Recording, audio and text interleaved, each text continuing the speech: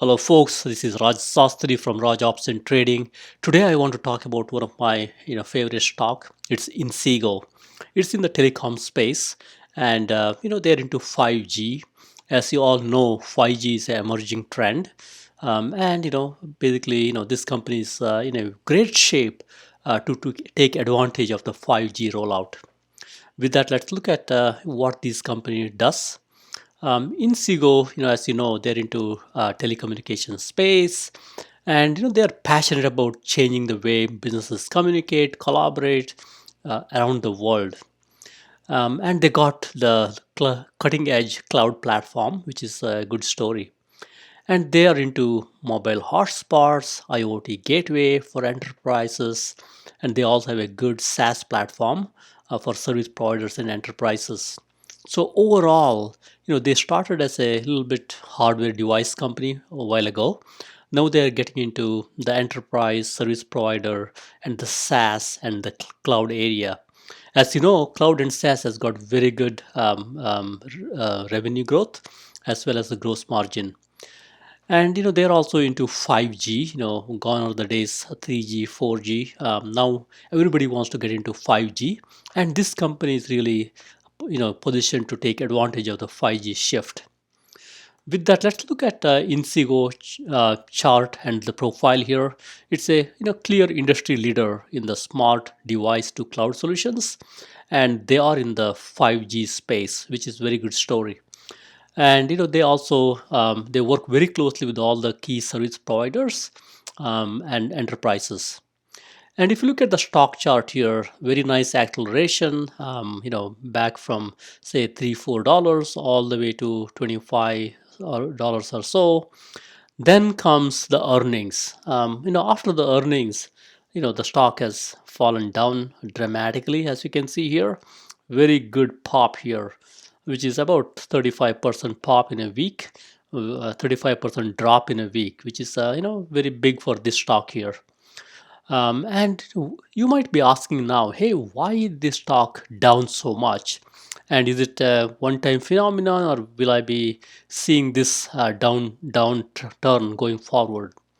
What I feel is really, this is really due to they made some comments in the earnings call. Comment number one, they basically made a comment saying there will be lower demand from 4G products in 2021, especially in the first half. I think Wall Street kind of took it negatively, thinking the demand is low. They also said 2021 would mark transition from 4G to 5G. So that's why the demand for 4G is lower, which is understandable. And also due to the launch of 5G products in Q3, the R&D expenses increased by 5 million. So I think Wall Street also did not like the expense increase. And also they talked about the revenue guidance, which is tad light. They talked about 75 million to 85 million, which they're doing a little more than that per quarter now. So Wall Street did not like the little bit softer guidance here. And they also said that the remote work, the online learning, telehealth, all these trends will continue, which I believe that's true. This will continue going forward.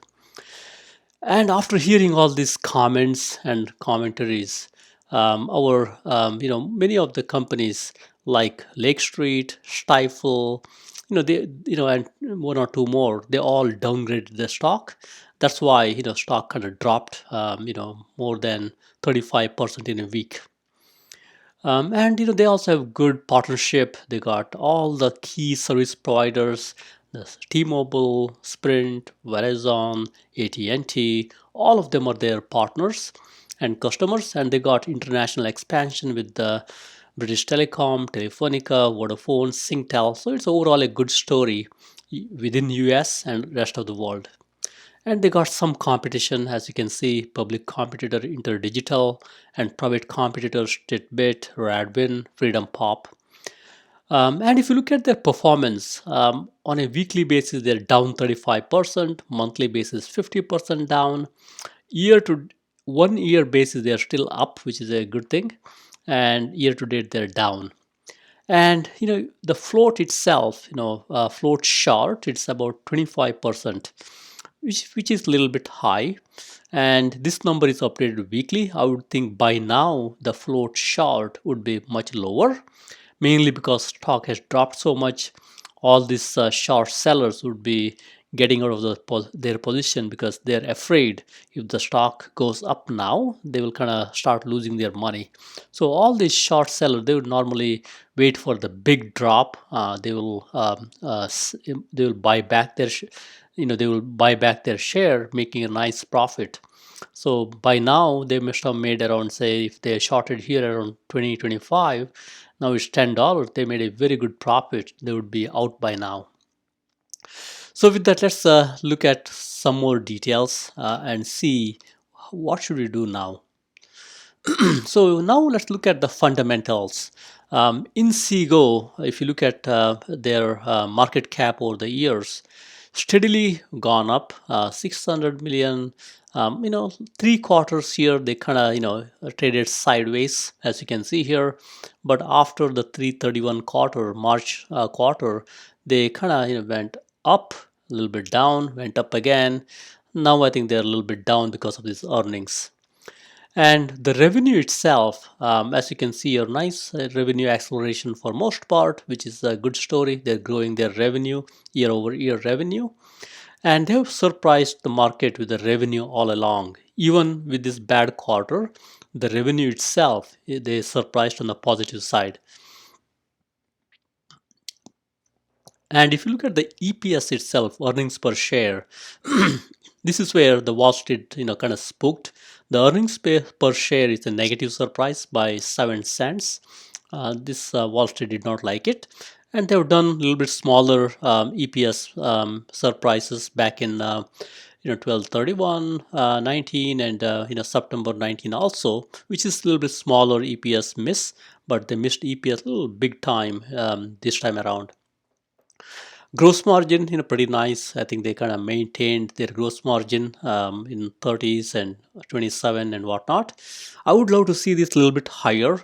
I think with their SaaS and the cloud platforms in Inseego Manage, this can go up as we go forward. And they're still not making money, as you can see here. Net margin is negative, which is typical of these smaller companies. They want to invest in themselves. And from a cash perspective, pretty stable cash. They got around $40 million cash on hand, and debt is also pretty, stable. It's nothing out of the woods, which is steady. I'm okay, comfortable, even though it's a little bit higher. It's understandable because they have to do a lot of R&D spend, especially around 5G, rollout and 5G preparation. With that in mind, so why did market get spooked? So if you look at here, if you pay close attention, the revenue for the quarter is 86 million for quarter ending 12/31. But if you look at the revenue in September, it's 90 million. So if you look at sequential quarter, there is a 4.6% drop. And historically, if you look at here, 56, 80, 90, they kind of went up in last 3 quarters sequentially. But now there is a drop. I think market kind of overreacted, thinking there is softness in demand. Maybe it's a one-time, spurt in the working from home and in a pandemic world. Now it's slowing down. That's the reaction from Wall Street. But if you pay close attention, they also had a little bit sequential revenue drop back in September 19 to the December 19. So for these folks, I think it's expected. But Wall Street kind of thought it's working from home pop is all over. That's what they kind of thought. And one more thing that spooked Wall Street, like we talked about earlier, they said they're expecting 75 to 85 million revenue in the next quarter, but they're doing now around 86 million. So that's why it's a tad light guidance. That's why Wall Street kind of thought, hey, what's going on here? Are they thinking the revenue is going to go down due to this pandemic being over? So this is a good small a nutshell, but I feel being the strong, by looking at their strong revenue and the margin and their story around long-term software shift and enterprise and service provider shift, I feel comfortable. It's a one-time event for most part, and Wall Street reacted very severely. Now let's look at a little more details. And for that, let's, very quickly, I will not drain through the slide. You can read through. Few key comments. Their software subscription business grew triple digits, which is a very good story. And they had a win, very good deal with the T-Mobile, and they're becoming a clear leader in the 5G technology for all these enterprise carriers and enterprise partners. They're expanding to outside of US, and they're also their software. They keep talking about their software, which makes sense. All the big service providers use their platform to manage. And we talked about net revenue down sequentially. I think that's where Wall Street reacted negatively, but year over year it's a positive story. And they also here solutions revenue was down a little bit. I think these are some of these down ticks that spooked the Wall Street. Software grows very well, increasing 18%, which is a good story. And their expenses, this is where R&D expenses for 5G products, it increased by 5 million compared to Q3. This is where Wall Street got a little bit spooked again. And they're still doing a loss because it's a smaller company, which is expected, and they're expanding. And they, from a guidance perspective, they give a little bit tad light guidance, as you can see here, but they were positive in their tone, saying the remote work, online learning, telehealth, all these things will continue, which makes sense to me. So with that, let's go into next slide, look at some of the performances, and see what we can make sense out of. Inseego, the way to read this chart, I know it's a little bit eye chart. The first two charts here, they talk about monthly performance, from 21st in March all the way to February. This is a continuation. We got a couple months covered here. We got, more months covered here. What I want to highlight is really in March, the stock dropped. The 6 days or 5 days they dropped 35%. In February they dropped 20%. But in the past, if you see, they kept going up like these 3 months here. The point I want to make is really the drop, like double-digit drop, is not a it's common for this stock, especially low dollar stock. They did it back in September October timeframe, again in March, January, and if you go back here, you can see the trend here. And one thing I want to point out is really March seems to be one of their down months, especially it's a quarterly announcement. This March they went down by 35%. March back in 2020 they went down by 10%. If you go back to March in 2019, they dropped by 11%. And you get the story. Back here also they dropped a little bit. Typically, it looks like February March timeframe is a little bit soft for them overall. That's one thing to notice here. And if you look at the daily performance, this chart talks about their daily performance. Uh, Big drop. After the earnings, 29% drop, and after that, trickle effects, as we call it, a 9% drop the following day, a 2% drop the following day. Now there is an uptick. So typically I wait for these upticks to make sure the folks are really the short sellers have exited the positions, so that way we can now safely start getting in. So I feel comfortable at this point that stock is going to continue to turn around. So that's why I'm a believer at this point. I would not be buying if I don't see uptick. Typically by looking at the uptick, it really shows us, hey, what, it's time to get in and add to position. Next, let's look at insider trading. Insider trading is one of the good thing that we have to look at. And by looking at this, I made some highlights here. We have a sale from this chairman and CEO, Mandor Dan. It's not too much. It's about 75,000 shares. Typically these CEOs and company folks, insiders, they typically have this stock option exercise. So that's why they typically sell. This is nothing to worry about. It's a small amount. I would not be reading too much into this.